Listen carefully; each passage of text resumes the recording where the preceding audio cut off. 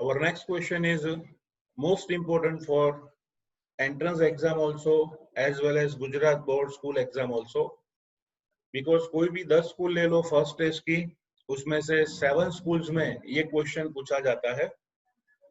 Question है what is molecularity of reaction, relation नहीं, reaction, explain its type by example. Okay, molecularity क्या है, example से उसकी टाइप को एक्सप्लेन कीजिए. ओके, मोलरिटी का सिंपल मतलब होता है बच्चों कितने रिएक्टेंट थे. शोले का डायलॉग केमिस्ट्री में लगाओ, कितने रिएजेंट्स थे, that is called molecularity. Simple सी बात है कि कोई भी केमिकल रिएक्शन में प्रोडक्ट बनने से पहले जितने स्पीसीज एक दूसरे से एक साथ कोलाइड होते हैं उसे मोलेकुलरिटी कहा जाता है. The number of species which is collide before completion of reaction simultaneously, it is known as molecularity. Okay. The number of reacting species, species इसलिए बोल रहे हैं कि reactant either atom हो सकते हैं, ion हो सकते हैं या molecule हो सकते हैं. So the number of reacting species taking part in elementary reaction, one step वाली reaction which must collide simultaneously in order to bring about chemical reaction is called molecularity. The number of reacting species taking part in elementary reaction which must collide simultaneously in order to bring about chemical reaction. Chemical reaction करने के लिए जितने number of species एक दूसरे से एक साथ collide होते हैं उसको मोलेकुलरिटी कहा जाता है. According to the concept, this molecularity of reaction is classified mainly in 3 types.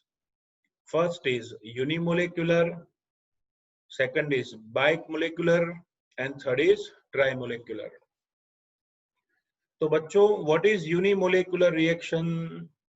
The reaction can be unimolecular when one reacting species is involved. जिस रिएक्शन में सिंगल रिएक्टेंट होता है उसे कहते हैं यूनिमोलेकुलर रिएक्शन.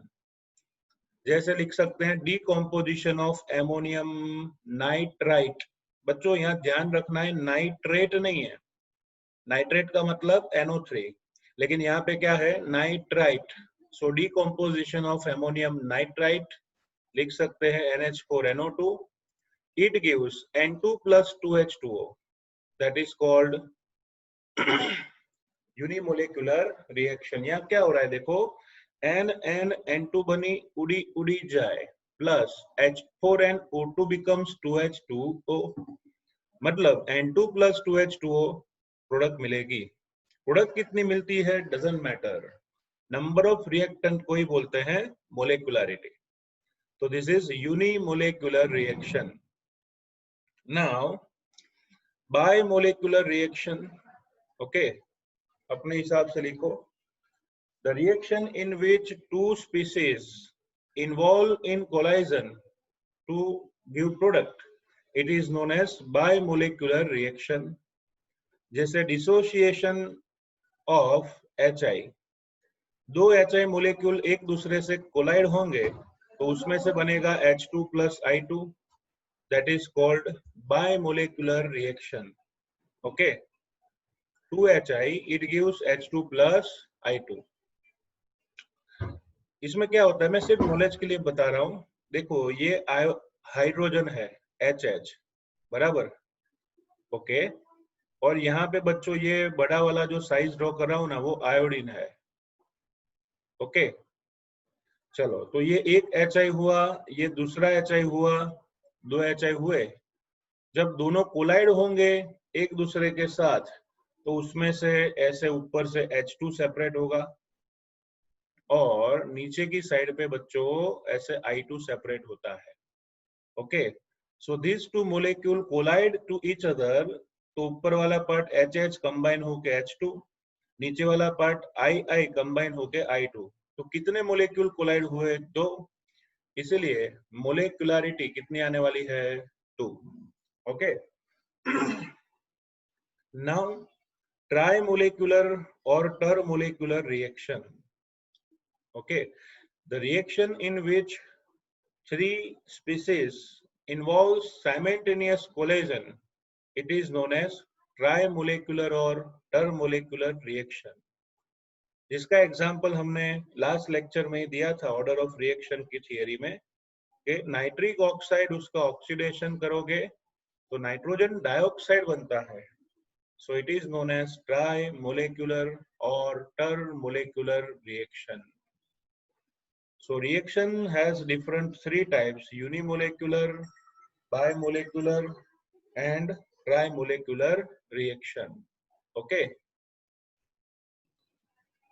Trimolecular reaction. Okay.